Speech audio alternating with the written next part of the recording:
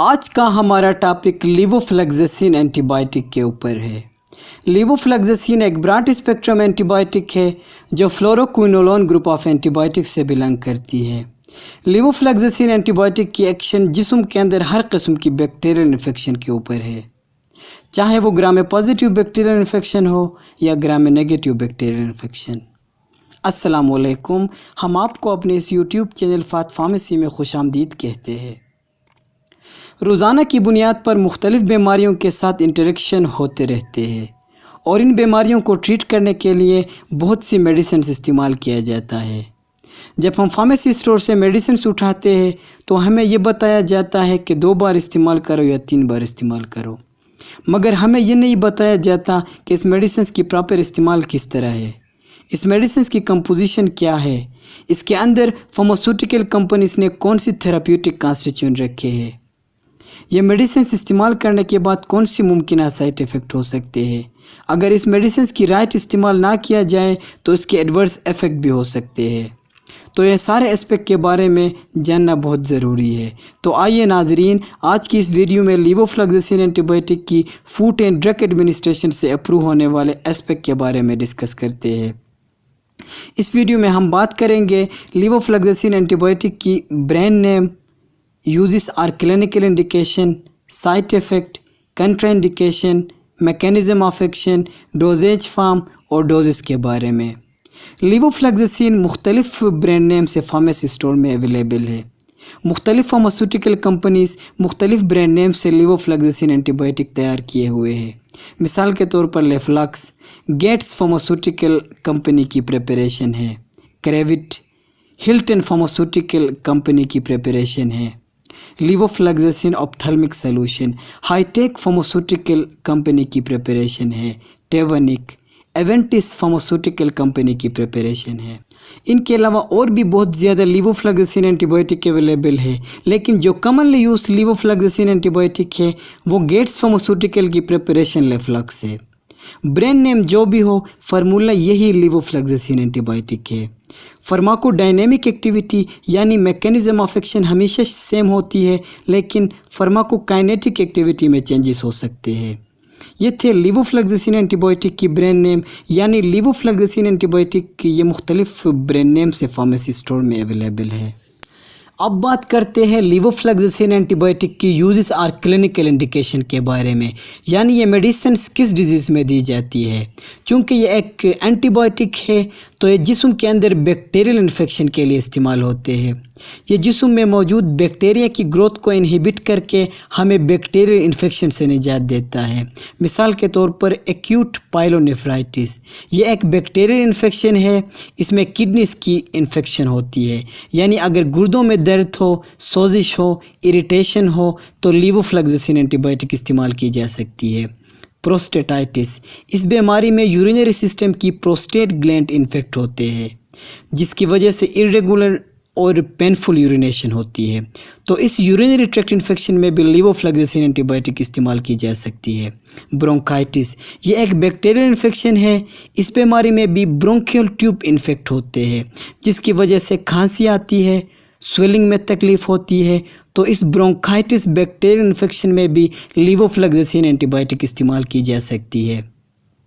Tonsillitis اس میں گلے میں ٹونسل پیدا ہوتے ہیں، یعنی ٹونسلز بخار ہوتے ہیں، تو اس بیکٹیریل انفیکشن میں بھی لیووفلیکزیسین اینٹی بائیوٹک استعمال کی جا سکتی ہے۔ اوٹائٹس یہ کان کی بیماری ہے، اس میں کان کے اندرونی اور بیرونی حصے میں سوزش ہوتی ہے، اریٹیشن ہوتی ہے، تو اس اوٹائٹس بیکٹیریل انفیکشن میں بھی لیووفلیکزیسین اینٹی بائیوٹک استعمال کی جا سکتی ہے۔ ایڈیما ایک ایسی بیماری ہے جس میں اسکن کے اندرونی حصے میں پانی یا پس جمع ہوتے ہیں۔ بیسیکلی اس پس میں بیکٹیریل ڈیپوزیشن ہوتی ہے اور اس بیکٹیریل ڈیپوزیشن کو بھی ختم کرنے کے لیے لیووفلیکزیسین اینٹی بائیوٹک استعمال کی جا سکتی ہے۔ اسکن انفیکشن یعنی جلد کی بیماری، اگر اسکن میں دانے ہو، پس جمع ہو، تب بھی لیووفلیکزیسین اینٹی بائیوٹک مفید ہے۔ سافٹ ٹیشوز انفیکشن اگر جسم کے اندر جہاں پہ بھی سافٹ ٹیشوز ہے، اس سافٹ ٹیشوز میں کوئی انفیکشن ہو تو لیووفلیگزین اینٹی بائیوٹک استعمال کی جا سکتی ہے۔ ریسپائریٹری ٹریکٹ انفیکشن، اگر ریسپائریٹری پیسج میں کوئی انفیکشن ہو، اریٹیشن ہو، جس کی وجہ سے سویلنگ میں تکلیف ہوتی ہو، تو اس بیکٹیریل انفیکشن میں بھی لیووفلیگزین اینٹی بائیوٹک استعمال کی جا سکتی ہے۔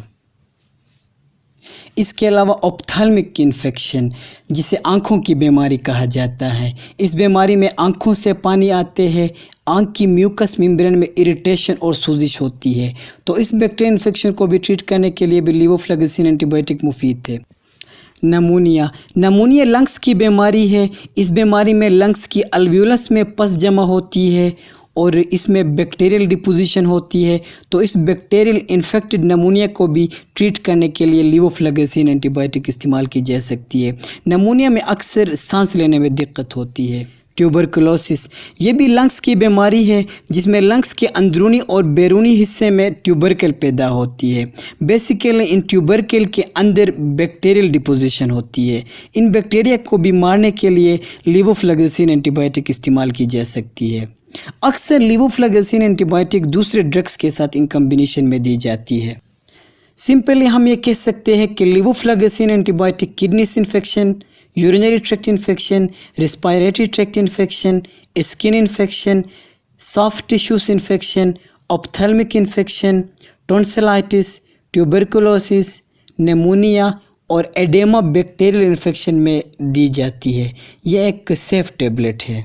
یہ تھے لیووفلیگزین اینٹی بائیوٹک کی یوزز اور کلینکل انڈیکیشن۔ اب ہم بات کرتے ہیں لیووفلیگزین اینٹی بائیوٹک کی سائڈ افیکٹ کے بارے میں، یعنی لیووفلیگزین اینٹی بائیوٹک استعمال کرنے کے بعد جسم کے اندر مختلف سائڈ افیکٹ ہو سکتے ہیں۔ مثال کے طور پر جو کامن سائڈ افیکٹ ہے ان میں ڈیزینس، ڈائریا، اینزائٹی، کنسٹیپیشن، انسومنیا، نوزیا، چیسٹ پین ہو سکتے ہیں۔ سائڈ افیکٹ سے ڈرنے کی ضرورت نہیں ہے۔ سائڈ افیکٹ بہت کم بندوں میں شو ہوتے ہیں۔ زیادہ تر پیشنٹ ایسے ہوتے ہیں جن میں سائڈ افیکٹ شو نہیں ہوتے۔ اگر سائڈ افیکٹ ہو اور سیویئر ہو تو میڈیکیشن اسٹاپ کرے اور فزیشین سے رجوع کرے۔ کنٹرا indication of لیووفلیگزین anti biotic. لیووفلیگزین anti biotic کی کنٹرا انڈیکیشن کی بات کی جائے تو اس میں وہ پیشنٹ جو الرجک ہو، جو فلوروکوینولین گروپ آف اینٹی بائیوٹک سے سینسٹیوٹی رکھتے ہو، تو اس پیشنٹ کو چاہیے کہ وہ استعمال نہ کرے۔ وارننگ، لیووفلیگزین اینٹی بائیوٹک کی وارننگ میں epilepsy patient, kidneys infected patient, tendon problem patient, allergic patient اور nervous dish order patient, in patient کو چاہیے کہ وہ لیووفلیگزین اینٹی بائیوٹک احتیاطی سے استعمال کرے۔ ڈوزیج فارم، لیووفلیگزین اینٹی بائیوٹک کی سسپینشن اویلیبل ہے، ٹیبلٹ اویلیبل ہے، انجیکشن اویلیبل ہے اور اپتھلمک سلوشن اویلیبل ہے۔ Doses of لیووفلیگزین anti biotic. لیووفلیگزین anti biotic کی ڈوزز کی بات کی جائے تو اس میں 250 ملی گرام ٹیبلٹ، 500 ملی گرام ٹیبلٹ، 750 ملی گرام ٹیبلٹ اویلیبل ہے، جو فزیشین کی پرسکرپشن کے مطابق استعمال ہوتے ہیں۔ اکثر 250 ملی گرام دن میں 2 مرتبہ، 500 ملی گرام دن میں 2 مرتبہ اور 750 ملی گرام دن میں 1 مرتبہ استعمال کی جا سکتی ہے۔ Therapeutic duration of لیووفلیگزین anti biotic. لیووفلیگزین anti biotic کی تھراپیوٹک ڈیوریشن 3 سے 14 دن تک ہے۔ اکثر میٹ ویلیو یعنی 10 دن کورس کمپلیٹ کرنا ہوتا ہے۔